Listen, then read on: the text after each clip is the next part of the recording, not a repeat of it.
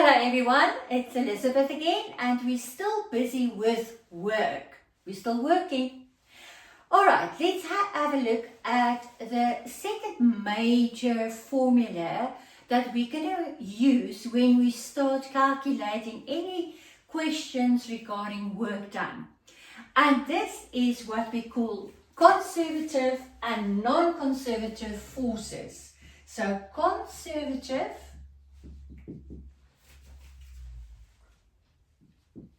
and non-conservative forces.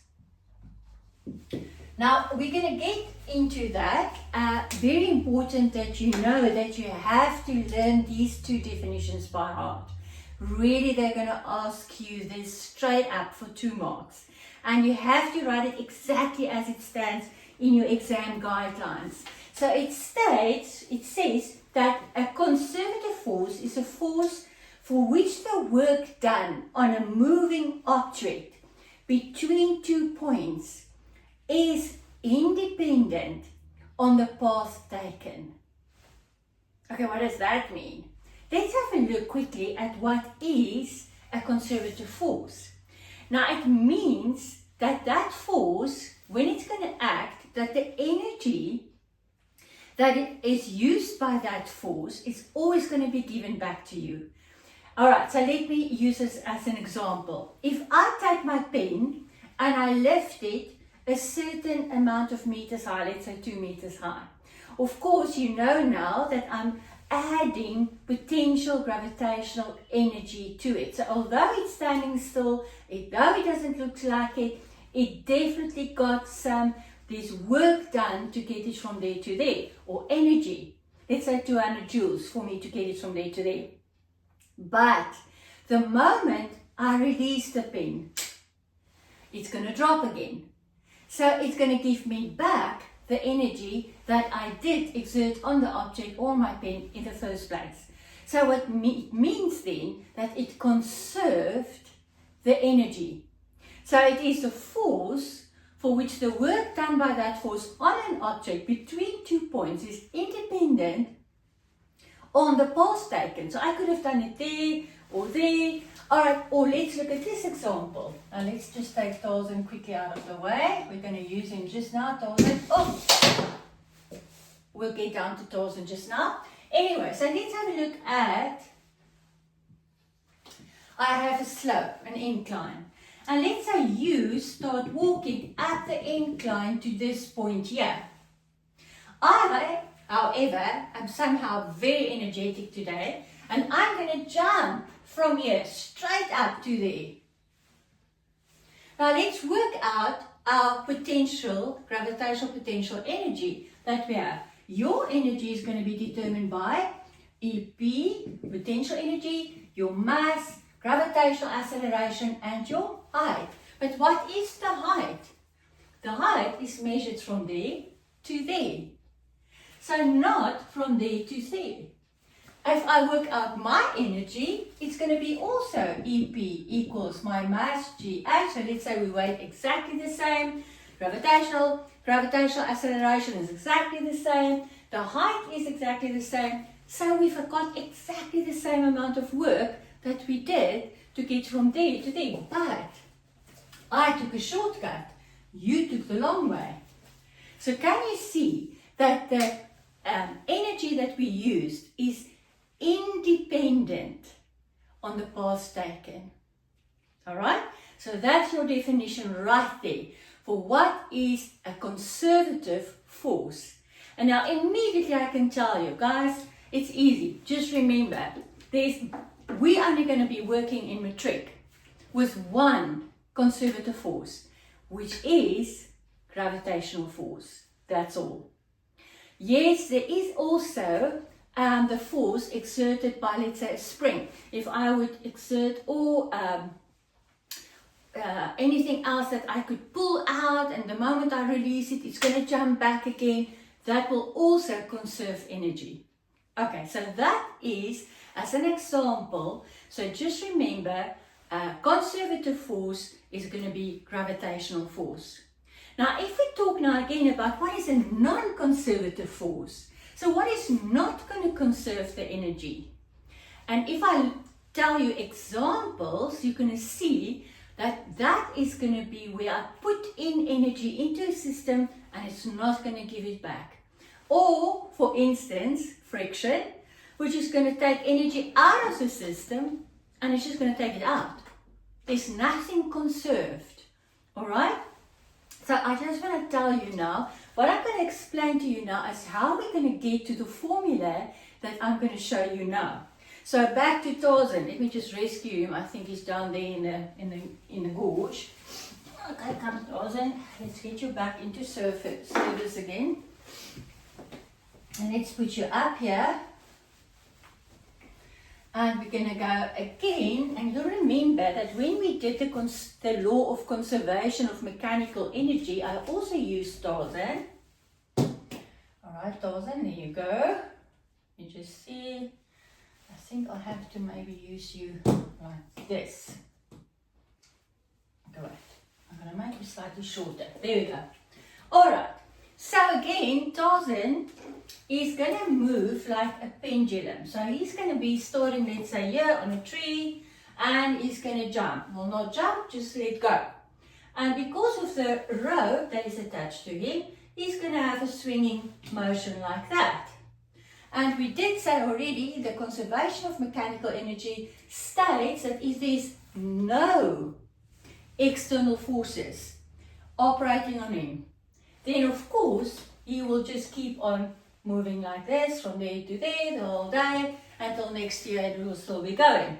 But we know of course it's not going to happen like that because of what? Air resistance. Now I want to show you something. Okay, so let's say we start here at a certain height. Now it's going to move down, down, down. Let's choose that level as our zero potential gravitational level. And he's going to move. Of course, it's going to go there. The velocity is going to be the highest there. And the velocity is going to go down, down, down until it reaches again a point of zero velocity, but at the same height. Okay, so that would be when there is the conservation. Oh, I went too far this side. Okay, ma'am, let's just try and do this a bit more realistic. Okay, there we go. Maybe a bit slower. Okay, you get the idea. Okay, and so that is my height there. So this is a typical example of where there's a conservative force operating on Tarzan. It's only gravity that's going to make that he's going to move from there to there and back again. But we know it's going to just change form from gravitational potential energy to kinetic energy, from kinetic again to potential, potential down again. So it's just going to be all the time conserving the work done on the energy in the system. But let's say there's friction. What's going to happen now is after we've seen, oops, I'm going to just stop him there. I hope you saw that. Now, instead of reaching that height, he only reached that height. Okay? Because of air resistance, because of friction. And now I'm going to say, but listen, that means that energy was taken out of the system. By what? By friction, of course, by friction. Okay, so it's taking energy out of the system, but it's not giving it back. So then we're going to now say, all right, so I'm going to say, what was the work or the energy done by the force, in this case, friction, to remove energy out of the system? And let's see how we're going to get to this formula. Now remember, we worked out there that the total mechanical energy was the total or the sum of its potential energy plus the kinetic energy. So those two gave me the energy at that point. But now it only reached this point, which means now my total mechanical energy final is now only this EP plus EK. So if I want to know, well, what happened? There it had 100 joules, let's say. Now it only reached 80 joules. What took that energy out of the system? How am I going to determine that? I'm going to say, of course I'm going to say, what was the potential energy here minus what it was there? What is it now here? Remember, change is always final minus initial. What is the kinetic energy here minus what it was supposed to be there? And that difference is going to exactly show me the work done by the friction. So it's going to be what was the change in potential energy plus the change in kinetic energy. And that friction, because it's not conserving energy, it just takes it out. Okay? We're going to now say that was the work done by the non-conservative force. In this case, friction. And there we've got our new formula. So whenever we want to work with the work done by a non-conservative force, we're going to say equal the change in potential energy plus the change in kinetic energy, and that's going to be, now it not only friction is a non-conservative force, any applied force also. Now let's change the scenario a little bit. Let's say, okay, Tarzan was swinging until there. Okay, happy. But let's say, as it was swinging through this point here, I gave it a little bit of a kick. Tush. Okay, not supposed to go all the way around. Okay, not such a hard kick, man. Just a slight extra force. Okay, so it's swinging, there it goes, and I go up. Bit too high, but you get the idea. Then he's going to reach, let's say, that point. So he's going to go much higher than it would have gone if it was just normal gravitational energy exerted on it. So now I'm adding an applied force. What's going to happen now? More mechanical energy. That means more potential, more kinetic, because what did I do now? There I took energy from the system. Now I'm adding energy to the system. But again, it's not a conservative force, because the amount of force that I'm going to exert is going to be added to the system and not given back. So, all right, so if we now look at this formula, we can either say, let's say I was exerting an extra applied force onto it. How can I determine the difference? I can work it out like this, and then I can exactly see how I added, let's say, another 50 joule energy to the system. But I can also use this to do both. So a non-conservative force is typically an applied force or a friction force. Could also be tension in a cable, all right? So that is also an applied force. So if there is, for instance, now you have to calculate a system, and there's both of them there. There's both an applied force and a frictional force operating, then you're going to just say, yeah, all right, the work done by the friction plus the work done by the applied force equals change in potential plus change in kinetic. Right, so that is our new formula that we're going to use, that we can operate with. So what do we not put in here? What is not a non-conservative force? What's a conservative force? Gravity. So gravity, we're not going to gravitational force, we won't be putting it in here.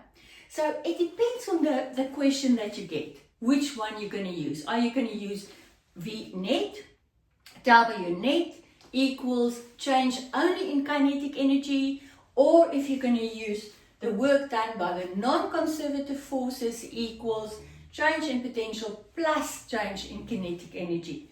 Now, if we're going to go quickly back, okay, Tarzan, you can rest again. Let's put you up there.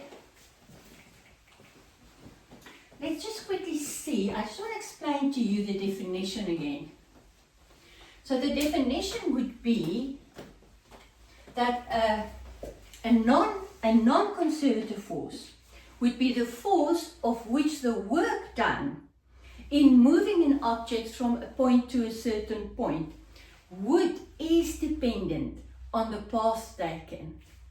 Okay, so let's have a look now. Let's put again an object on a surface here.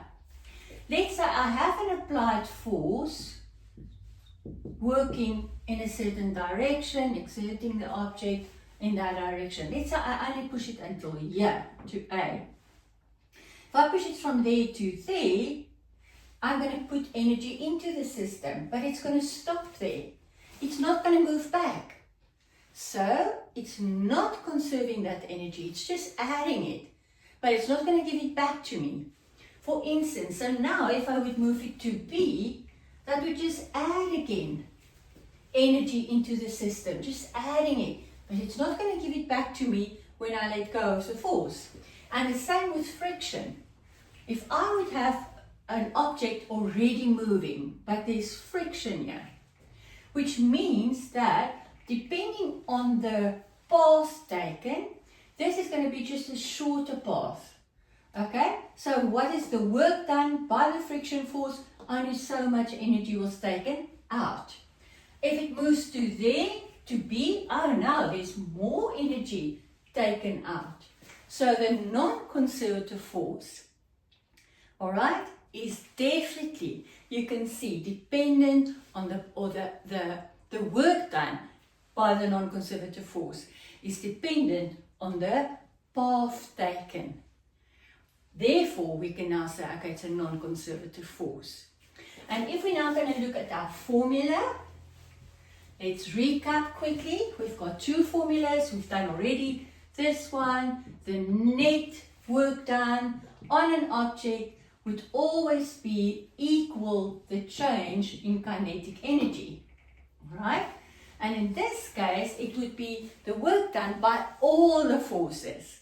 Gravitational force, the normal force, the friction force, the applied force. We're going to say the work done by this one, plus the work done by that one, plus the work done by that one. Whereas, with this one, and remember what we called this? We called this the work energy theorem. So they sometimes force you to use that one. Now the one that I just explained to you looks like this.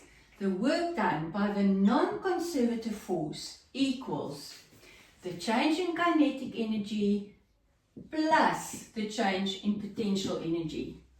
But now it means that if there's only friction operating on the system and gravitational energy, so if something is sliding down the slope because of gravity, of a gravitational force, but there's friction operating on the slope.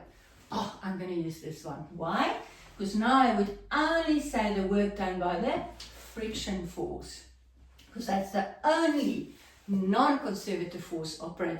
So a normal force is also not a conservative force, a non-conservative force. So that's going to be then equal change in kinetic, that would be half m v final square minus v initial square plus mass times gravitational, and it's my final height minus my initial height, and that would then be, so here I would just again say, so it's my friction times delta x cos 180 degrees equal, and I'm just going to substitute. So you can use, sometimes you can use both, most of the times you can use both. Whichever is easier for you to work with. Remember what I told you? When you look at exam papers and you look at the memo, there's always more than one option possible. Alright, but in our next lesson, the next video, I'm just going to work with you through a typical exam question. And then we're going to see how are we going to substitute and what do we have to look out for.